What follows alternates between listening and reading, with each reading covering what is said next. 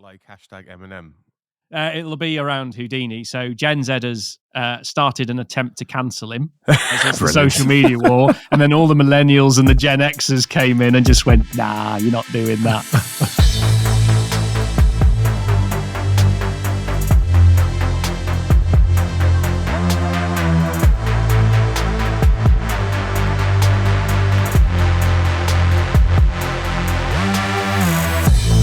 Welcome to Cloud Realities, a conversation show exploring the practical and exciting alternate realities that can be unleashed through cloud-driven transformation. I'm Dave Chapman. And I'm Rob Kernahan. And this week we're returning to the consumer experience and having a look at developments in the visualization layer and how it can bring digital closer to the physical, but also physical perhaps closer to the digital. But before we get to that, what's confusing you this week, Rob? Hang on, Dave, you skipped a bit there. Am I exposing your unpreparedness for this podcast? No, I thought I'd just cut straight to the chase. Got straight to it. Yeah. Okay. Well, this week, Dave, I am wondering if technology has become too complicated. This is a question, and it is borne out in some of the IT support stories you hear about people when they struggle with technology, and sometimes with massively humorous consequences. So there's a good one about the couldn't figure out why the Wi-Fi signal wasn't working, and when they investigated, there was a load of takeaway cartons that were metal that had been placed on top of the Wi-Fi box and absolutely killed the signal. So complete lack of understanding of how Wi-Fi actually works. Another one was somebody's Ethernet cable kept falling off the desk, so they plugged it in and then put a pin through it into the desk to keep it in place, obviously killing the connection. There was one where somebody bought an iPad and used it as a chopping board, so maybe overextending its use by understanding of its what it's actually intended for. Or indeed, someone should let Jonathan Ives know about that. That sounds like a miss on their part. The call, my laptop's not charging, and when they turn up, the power cable has been plugged into the audio jack or into the wrong port, etc., etc. And then the one I love the best was the photocopy's not working, and the support engineer comes out, and they'd not taken the paper out of the packaging and just put the whole ream of paper in with the wrapper on and then wondered why it wasn't working. And it does actually raise an interesting point. I mean, they're all sort of comedic in nature, but there is this because we don't understand how everything operates. When we do something and it breaks and we're not able to fix it, this over-reliance on this ecosystem we've now become very dependent on. It's like the Morlock and the Eloy type future that we're maybe creating, where you live in a world where you don't understand how it works, and it's incredibly frustrating. I mean, you used to be able to fix your own car, and now they're so complicated you can't. And I think technology's getting there as well, where it's unless you're very experienced, it's a hard thing to tackle when it doesn't work as it should. Now, is this something that you, as you're getting older, you're finally tuning out a little bit about how all of this works, and now you're perceiving it as complicated? Or is the reality of the situation actually complicated? So I will tell you something. I actually have a T-shirt that I wear at family events, which I take off, and it says, "No, I will not fix your computer." Because I am that one, and there'll be many listening who have that same experience where they turn up somebody's house, they go, "I've had this problem with this over here," and I'm the one who has to spend an hour unraveling the utter mess they have created with whatever they've been trying to do to fix it. So I'm actually on the other side of, I'm sick and tired of having to sort this stuff out. I was waiting for you to come around my house, Rob, because I wanted you to take a look at it. Well, I mean, you constantly send me information requests on Teams at the moment, Dave, so I can only think the physical experience is just round the corner. Can you imagine how good that will be? You'd have a list to queue. You'll turn up with do you just mind going down this before you can finally have dinner? I did actually have one of these moments the other day, the badly plugged in thing, where I have a streamer for music, and the streamer wasn't loading. I'm like, why is that not? It runs from an app on my phone. I'm like, why is that not loading? So I'm like, reboot the thing. Obviously, switched it off, switched it back on again a couple of times. Didn't resolve the issue. And then went and rebooted all my Wi-Fi, thinking, well, maybe since I've rebooted it, it's not on the network properly. So, went round, rebooted all my Wi-Fi, rebooted the device again.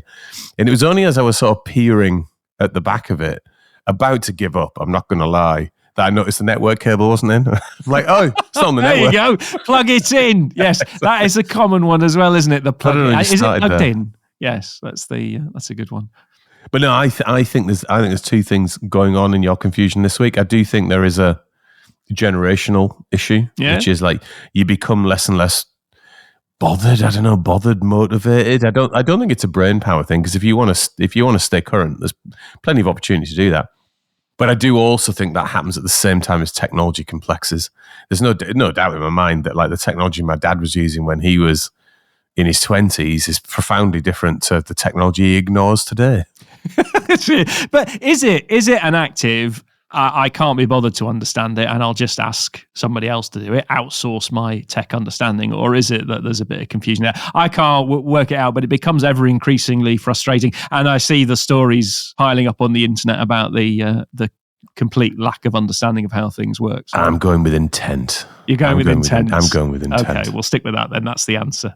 Brilliant. Well, look, we are going to also talk about the experience of technology and interfacing with technology to examine product and have a look at product and what the evolution of the consumer experience online is going to look like. And I'm delighted to say that we've got Angelo Coletta with us, founder of Zakeke, based in Milan. Angelo, why don't you introduce yourself and just tell us a little bit about Zakeke? Yeah, I'm an entrepreneur for a long time. I've created in my life different tech companies, and I've sold fortunately. Well, so I've made some exit in the past, and this is my last adventure. I've started Zakeke looking at three main, trends. Well, on one side, I've seen that some technology are finally ready to be used in the e-commerce world, and I'm talking about mainly 3D rendering that is finally ready to be used on Web3 and AR.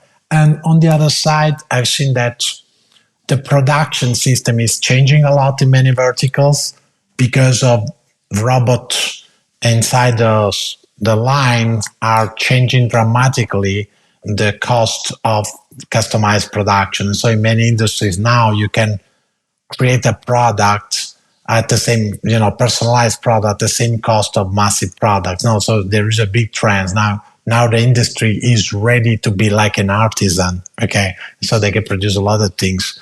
And on the other side, people want to be, special. Now in our society, everyone is a tattoo. My idea is that it looks like that people can't speak, and the story of himself is written on their body like Stella di Rosetta, Stella of Rosetta. So the idea is that any customer is ready to pay more to have something special for him. The industry on the other side is ready to offer a customized production because there's a lot of value to take there. And on the other side, we have finally the technology that can, provide the experience in the product page where these things could happen. So I say, if this is true, it's time to create a solution simple to use for everyone to offer this new layer of experience in the product page. And that's how Zakeke was born. So let's start with the market and shopping experiences generally. Maybe paint a bit of a picture for us, Angelo, of the online expectation around shopping. And how it's evolved, maybe over the course of the last, maybe even 15 years. Yeah. My opinion is that what is going on is, the second big revolution in the e-commerce space. If you remember when the e-commerce has started, we have only one product, one way to pay. Then you have to pray to see if the product sooner or later will arrive.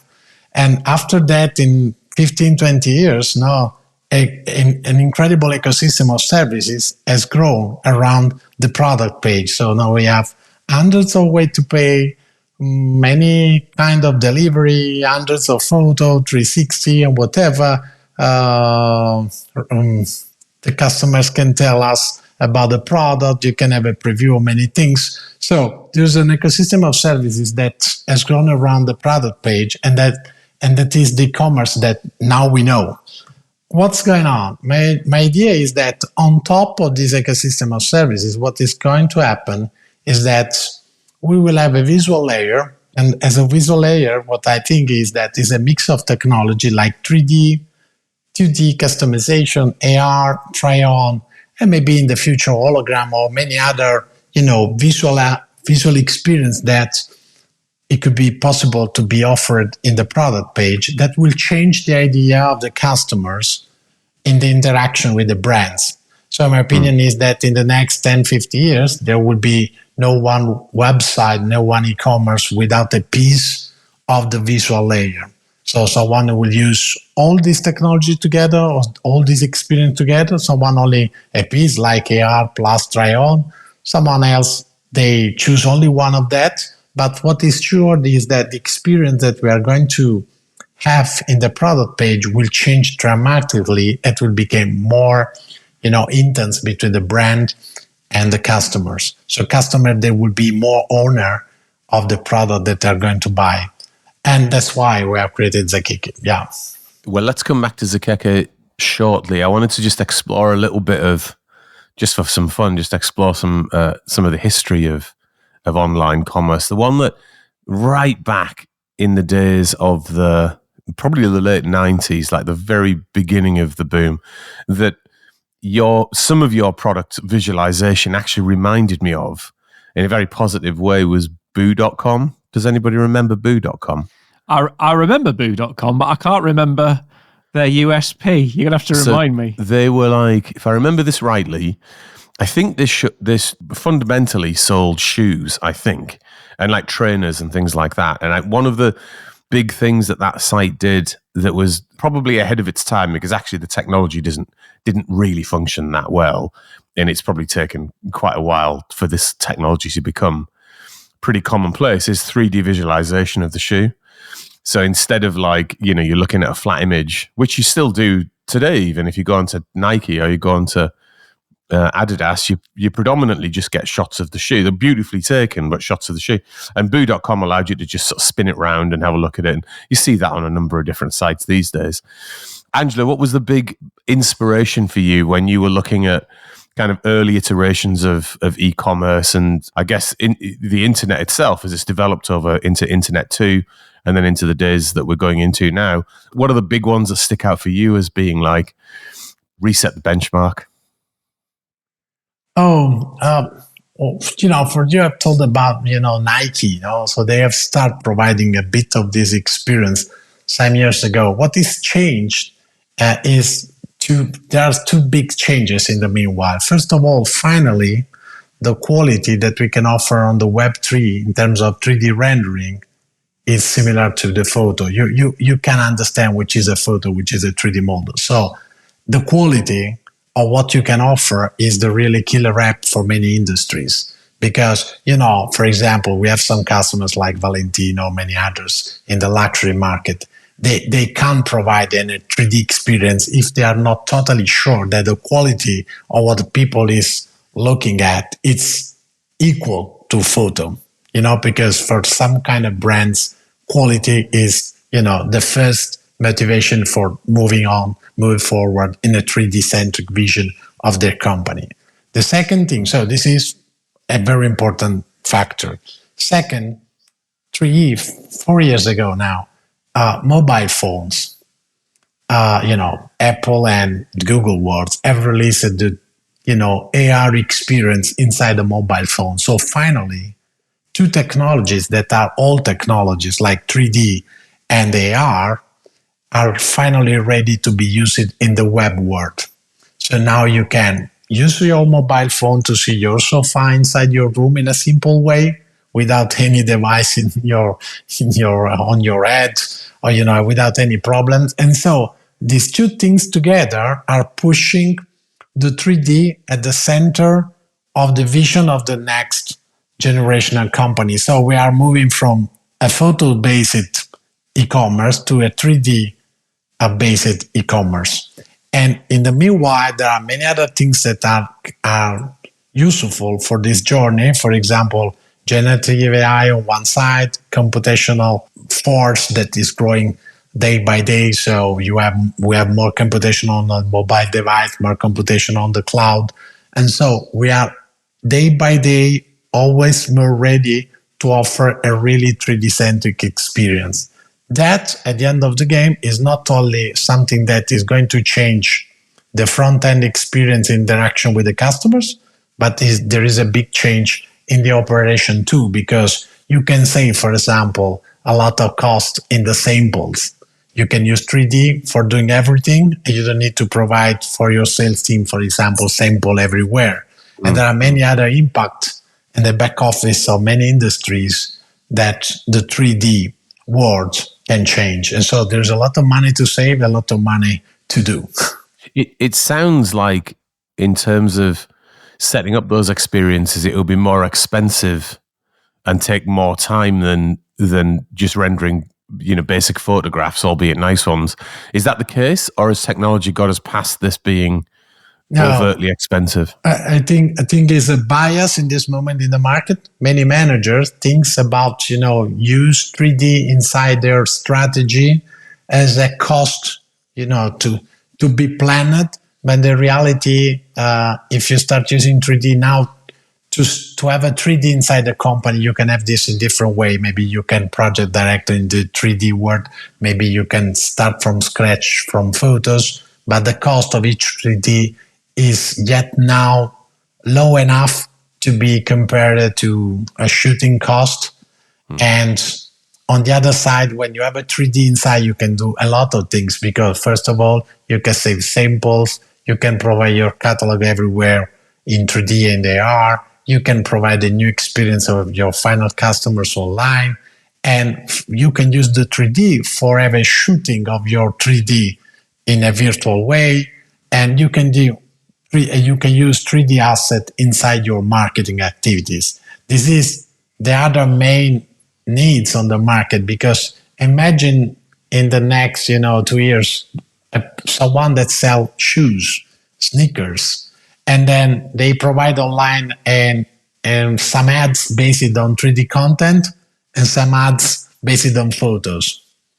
Sure, the click-through rate is 3 times more for the 3D centric ads, and there is a lot of statistic that can confirm this.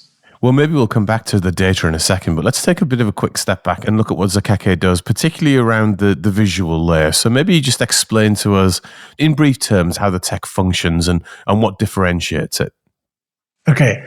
The idea is, if our vision is right, so that we can imagine that in 10 years, everyone have to use a piece of visual layer. What we are thinking is, okay, we have created something that can be used from everyone in a simple way.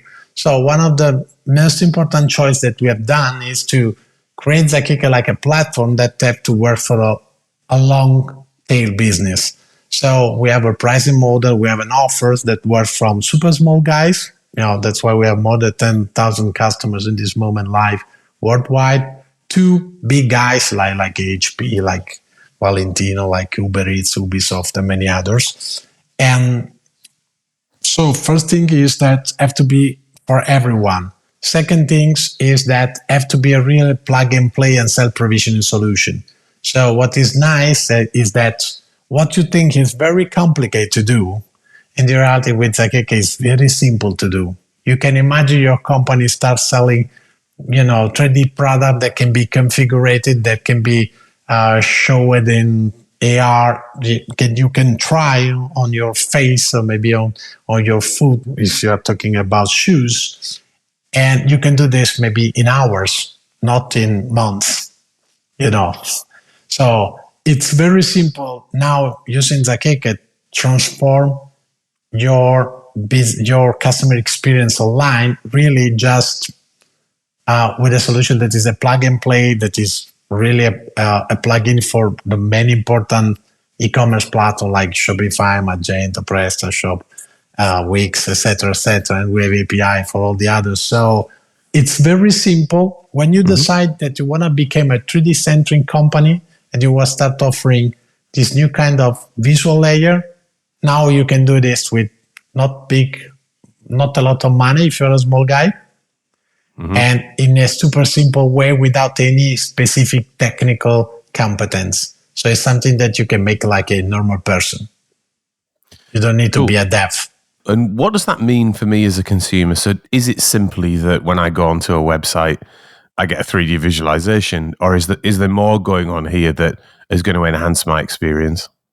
Yeah, for the consumer experience, very simple because you don't see Zakeke. You see the product page of your, brand that you love. So you are here for buying your product.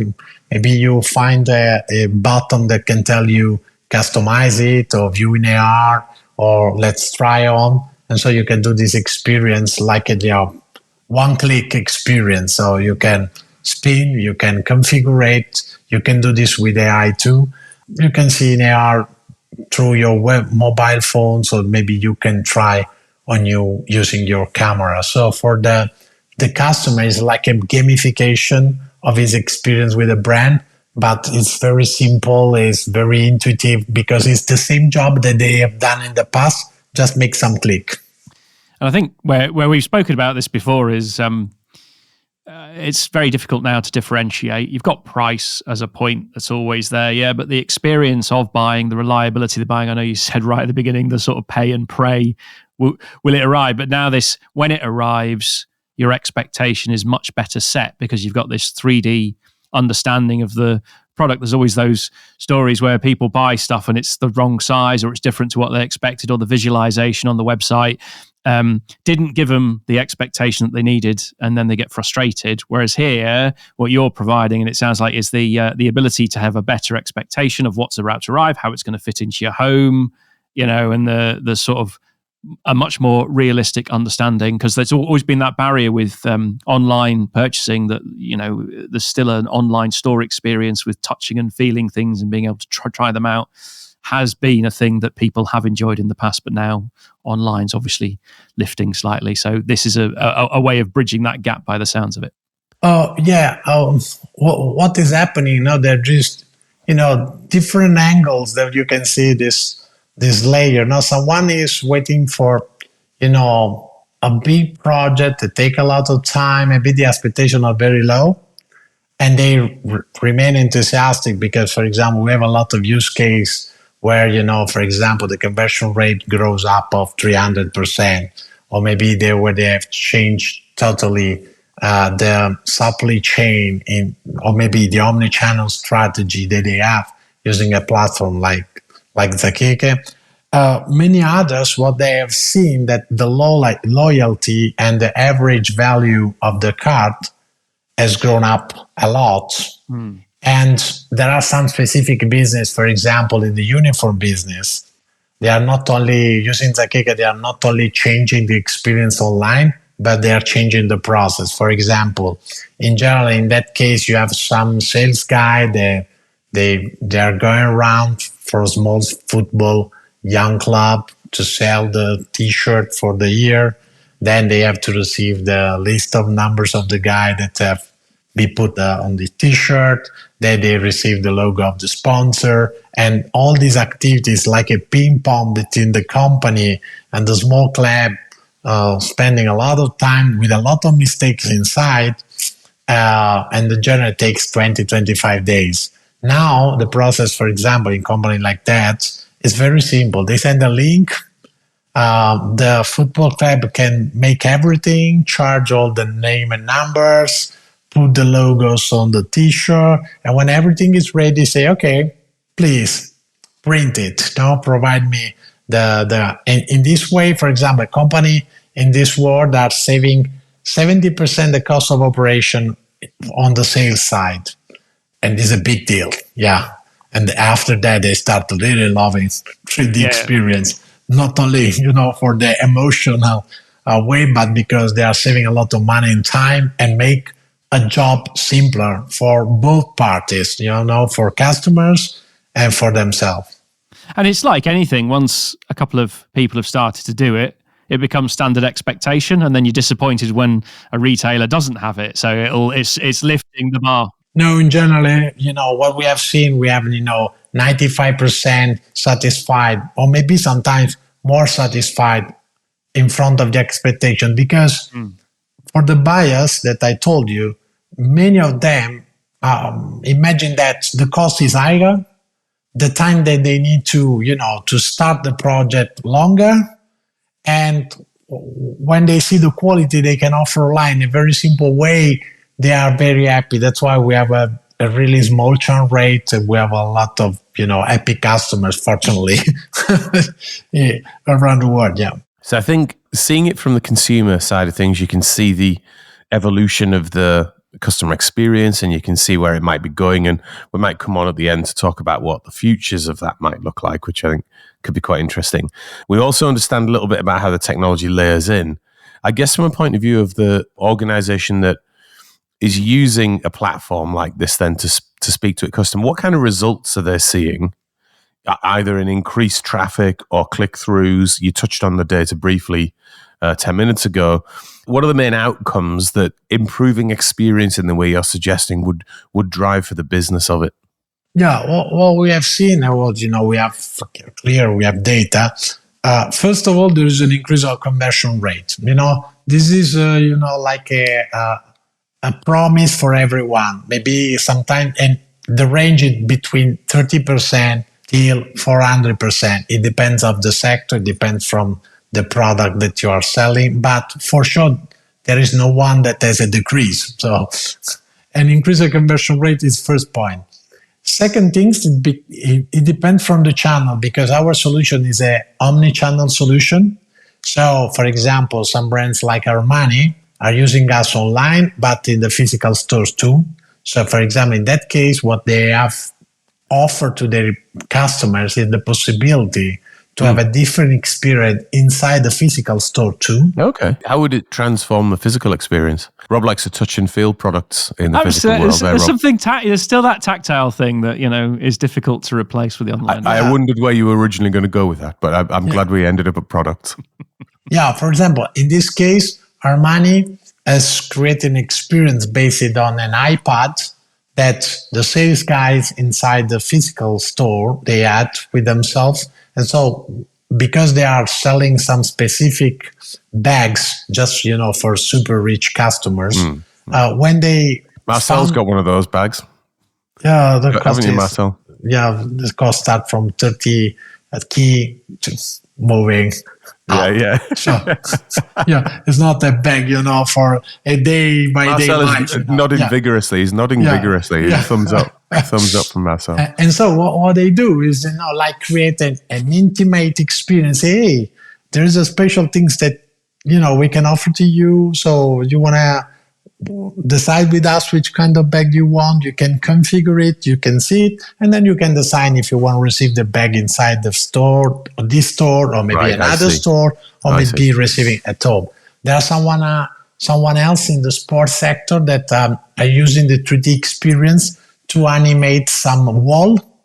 So they're using 3D asset to create, an experience on the wall. Maybe you can configure it. The product inside the sales guide, and you can see on a wall on the other side. Then you can try it with an iPad on your, for example, for shoes on your feet. And so they are changing the experience inside the physical stores. It becomes more digital, and the experience in the digital world, it's becoming a bit physical. Yeah. So the two worlds are, that's interesting, moving one in front of the other. That's really interesting. I think I've used, I don't know whether it's yours, I don't know whose software it is, but I think it's on the Ray-Ban website. And I tell you what frustrates me about it at the moment is why all the sunglasses look really small on me. It's because you've got a massive head. It might be. That's why, David. The system can't cope with your noggin. Well, I'm going to ask Angelo, is there anything we can do about that?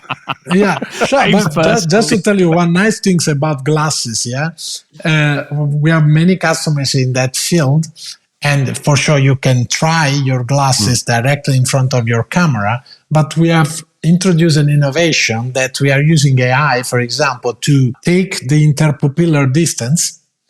And so before that, there are only two possibilities. You can use a credit card like a measure. That is not something like a very fantastic experience. But without interpupillar distance, the people that make this job can sell, optical glasses. They can sell only sunglasses.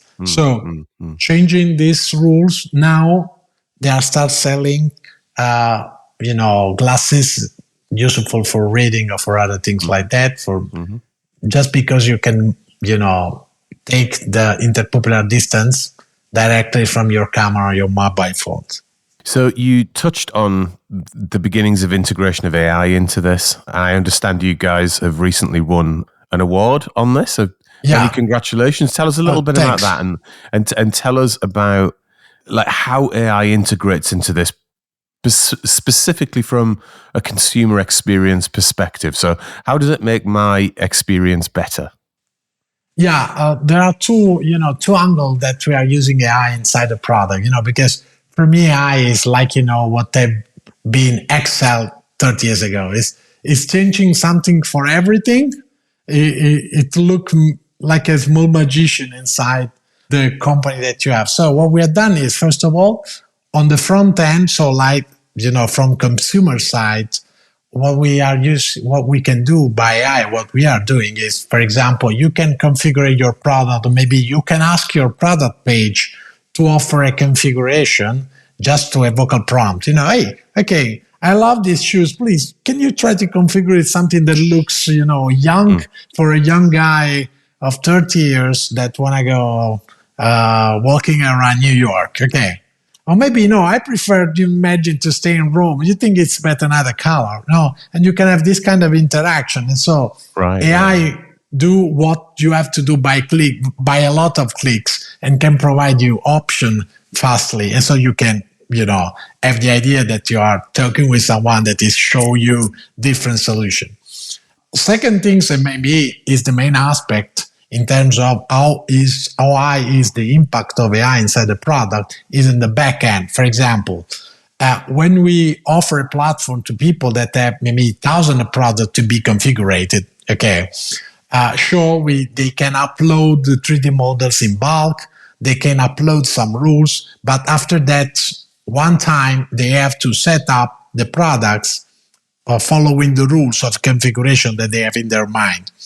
And this is take a lot of times if you have thousands of products.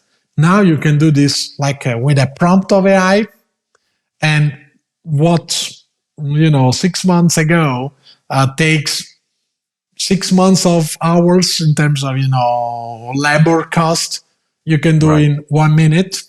Maybe you have to only spend another 5 hours to check the 3% whether it could be some mistake. Or for example, in the uniform industry, the final output is something that you have print on fabric.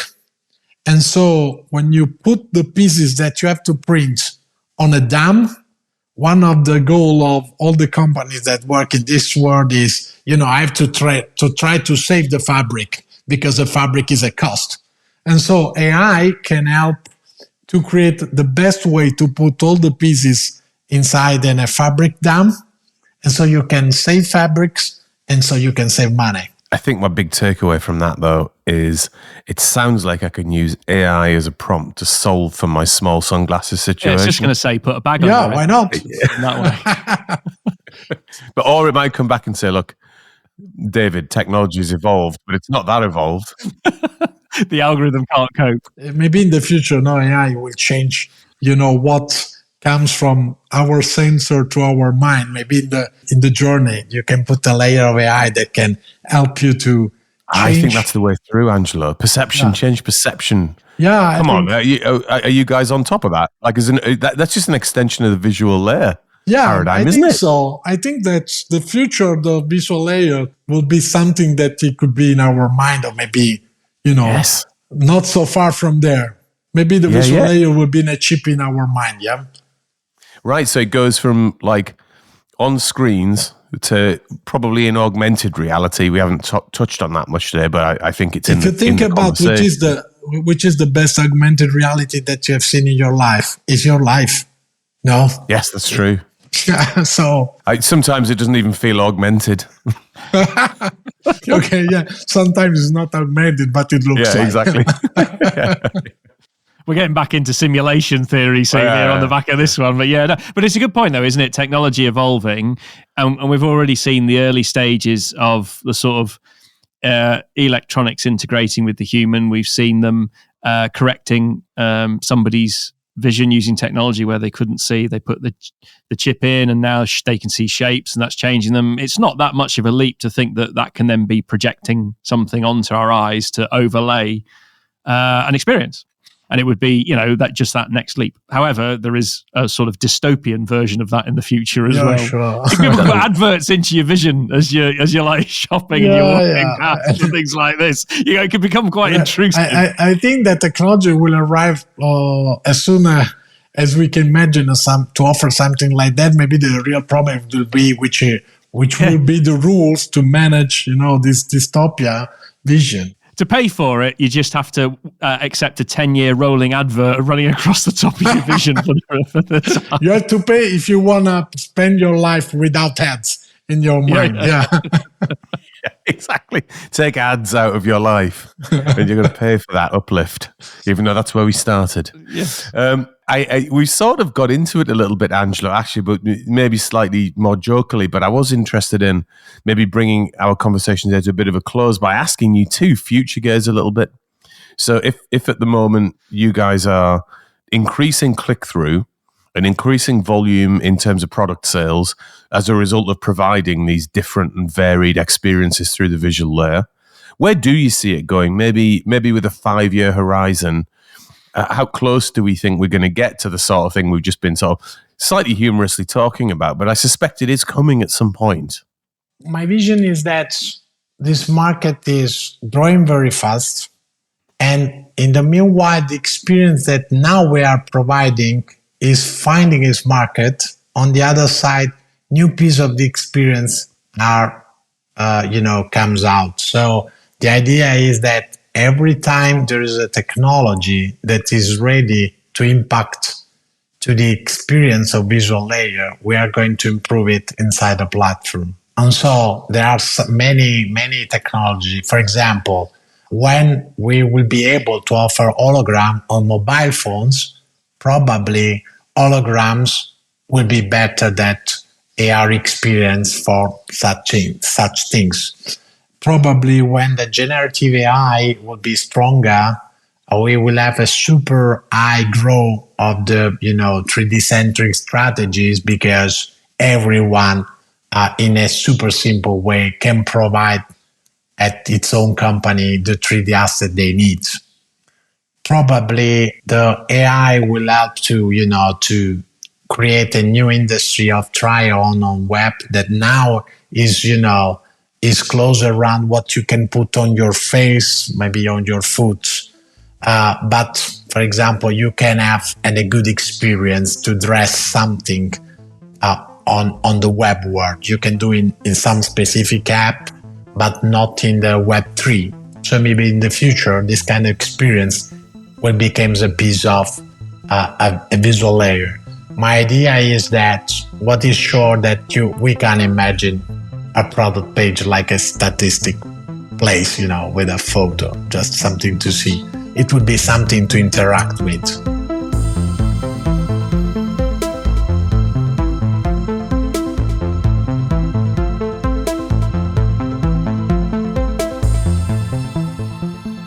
Robert, have you got any trends for us? Well, Dave, in the world of buying stuff, the retail therapy view of the world, I've been looking at some stats and figures about how we are changing our habits as a society. And we've discussed a lot of it in the podcast. But there's a couple of points here that are quite interesting. So there's definitely a move for buyers to have more of a social bias with diversity and inclusion, environmental consciousness. Where are my goods from? Where were they sourced? How are they manufactured? And is this company donating to charity? So I buy now based on a preference of, is the company I'm buying from good? And there's still quite a lot of people who say they prefer a store experience at times. So over 50% say actually it is nice to go and have that experience in store, a bit more social. And I think we said as well, the smartphone has now become the preferred way that if you are going to do online buying, they do it through that. So away from the PC browser type thing onto the smartphone, very quick, convenient, that sort of thing. And we're seeing most people doing an online purchase at least once a week through that type of platform. And then there's some big generational changes as well in all of this. So you get the Gen Zers who will buy through social media. So they'll see something on TikTok and then they'll go, I'll have one of those, click, bang. And that was sort of a thing that the Chinese pioneered way back years ago. But actually, if you're a baby boomer, you will only buy off that channel if you're 6% of that generation. So there's this clear change to even buying online. There's a change in behavior between generations, although baby boomers are ever more increasingly taking over things like Facebook, and they are finding information that way, but they go back to more traditional online ways of ordering. And then we see sort of like the contactless shopping start to rise. So you walk into the shop, you pick the stuff up, you exit the thing. So for things like stadium gigs, how do you reduce the friction on purchase so you can get more people through? Another one that I found was body scanning, which has been tried a bit, where you put a suit on with the little knobbles like the computer games, and you spin round and you scan yourself, and then the system knows your body shape and then can recommend the right clothes size for you. Is this the excuse you've been looking for to finally wear that suit that you bought? Out in public, scaring everyone. No, but there's a thing. It's only weird when you see it the first time. I found I got used to it after a while. You're used to it. But that's been tried, and it got very mixed reactions because of like, do people really want their personal data uploaded at that level, that type of thing? And then, of course, I had to say it at the end. You got the AI assistant, that the tricorder type thing that we discussed, that sits on your badge, the communicator that sees things and gives you information about the shopping experience. So you see a product out in real life, you can ask it queries, then you can add it. And we see the voice assistant starting to be more and more into ordering. So that prompt that says, you probably run out of these, would you like me to add it to your basket prompt in the morning, all that sort of stuff starting to happen. So preempting your need to buy. So anyway, that was a list of changing behaviors, generational in nature and technology differences. But yeah, that's what I think is happening. Is what sits at the heart of this really the attempt to remove completely the geographic distance between a person and a product? So I think you mentioned it, Angelo, that it's like the digital world is trying to make the experience feel more physical and feel more personally interactive, and the physical spaces are almost going more digital. What occurs to you when you hear those shifts and trends that Rob was talking about? Yeah, it's interesting because I totally agree. There's many forces that are working together, modify the shape of the experience of commerce through generation, through channels, and through a physical supply chain too. So my idea is that social media, when they started, it works like, when you meet people in a square. So you talk about, what do you think about this product? What has happened that someone has opened directly a shop inside the square so you can buy directly. This is what happened on TikTok, maybe sooner or later WhatsApp or on Facebook or whatever. No. But at the end of the game, for the customers of next generation, my opinion is, if you look at the customer without thinking about the age, what you have to imagine that he will have an omni-channel experience. So the customer will decide which is the channel that is the right for him. Because, for example, he's an old guy, he prefer online and maybe go in the shop. Maybe he's a young guy, prefer TikTok. And the idea that he's looking in the shop is stay like in a small show where he can interact. It's not important. What is important is that you can provide a similar experience in terms of perception of the brand through any, touch point, online and offline. So I think the most difficult job for the marketing guy on the other side is to provide the same flavor in many different channels. And any kind of different customer will take the part or will choose the channel in which is more interested. And for sure, the social aspect of production of, or how you manage, the environment around your production goal is one of the main topic that, is growing in the minds of many customers, because everyone is really understand that, we can push too much an environment to take whatever we want. We have to find a balance between our needs, our dream, and what we really can find in our heart before we start, exploring new planets. Maybe at that moment we can expand again our dreams without caring. Rob, when you reflect on this conversation and some of the shifts that you've just described, what's been your best personal customer experience of buying something online? What like has resonated with you the most? Well, that's an interesting question. I have to think about that one. So I suppose it's when you go into a brand and you buy something, very clear outline of to find it easy with what you're looking for. So I bought a pair of headphones recently and I went to the supplier. It was very easy to get the information. It was clear on the range. It was easy to find the model. Then when they showed it to me, there was lots of, like we've said, the 3D imaging, being able to rotate it, understand it, its experience, clarity of information around the product, and then being able to go to a channel and being able to purchase it at the right price and get it delivered with efficiency. So I actually used a mix of a very large online retailer who may also be into cloud computing and the manufacturer's website and mix mode them to get my information, do my research, and then move across. But it was so easy to find the answer to all the questions I had. It was then a simple shift across to find the exact number and off you go and you buy it. And I think for me, that was a great experience because sometimes when I try and buy things, say you're buying a new TV, there's so much clutter in the website, on the internet, and the manufacturer's website is almost impenetrable at times. There's like thousands of models and things that you kind of go, I can't find the information I need. I just want to know this. That don't really help your buying decision. Yeah. So the clarity of what really matters to a human when they're buying a product, I think, on the manufacturer's website, and then the ability to easily find it through the place I like to go order stuff from because I know they're reliable and it's going to turn up at a particular time and blah, blah, blah, and all that stuff. That would be probably a good experience I've had recently. Angelo, what about you? When you reflect on your personal experiences of e-commerce and shopping online and things like that, what experience did you have that was unrelated to maybe what you and your company are doing that you thought, wow, that's a game changer?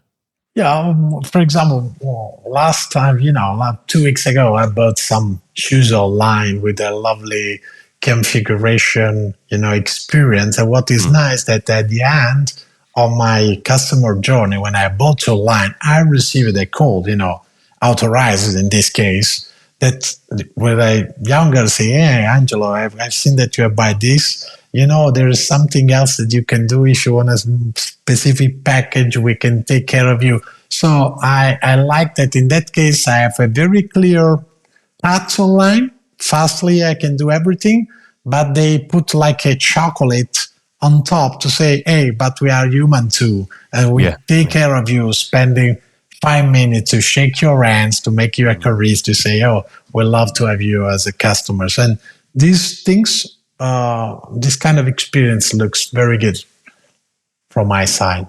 Cool. Mine generally is I buy far too much vinyl. And I just like the accessibility of stuff that would almost be impossible to find if I was doing it physically. Just the being able to get limited editions, being able to get quickly, being able to pre-order. So it's not specifically in my mind yet the in the moment experience with stuff, but I guess it is actually, because it's that accessibility and then the speed of fulfillment that's really, really satisfying. Yeah, sure. For one bottle or maybe old stuff is something that it's really interesting that all e-commerce can offer. Yeah, I mean, I think it's I couldn't find it, but now you can really easily type the internet revolution, isn't it? You can order something from the other side of the planet with relative ease. Yeah, sure. At the end of the game, it was the main need that Amazon has, answered when it started. You can find whatever book you want in any place of the world, Then things are changing, but the main argument where they started was that one. You can find everything. And it's the genesis of their logo, which is why the arrow goes from A to Z, which is why you can find the A to Z of anything, which is where it all started. There you go. If you didn't know, that's why the arrow is under the A to the Z. Very good. Look at that. What a fact. A factoid to end the show on. Pub talk, that is. Yeah. Well, look, Angelo, thank you so much for spending some time with us today to explore the ever-changing world of consumer experience online. It's been good talking to you. A pleasure for me. Thanks for inviting. Now, we end every episode of this podcast by asking our guests what they're excited about doing next. And that might be you're excited because you're off to go and make an incredibly cool purchase, or it might be something in your professional life that you're excited about. So, Angelo, what are you excited about doing next? Yeah, really. If I want to tell you the truth, I will be very excited to ride my horse in the evening, closing the day after a lot of tech discussion in my life, feeling the wind on my face. That's what I love. That's as good an answer as it gets, I reckon.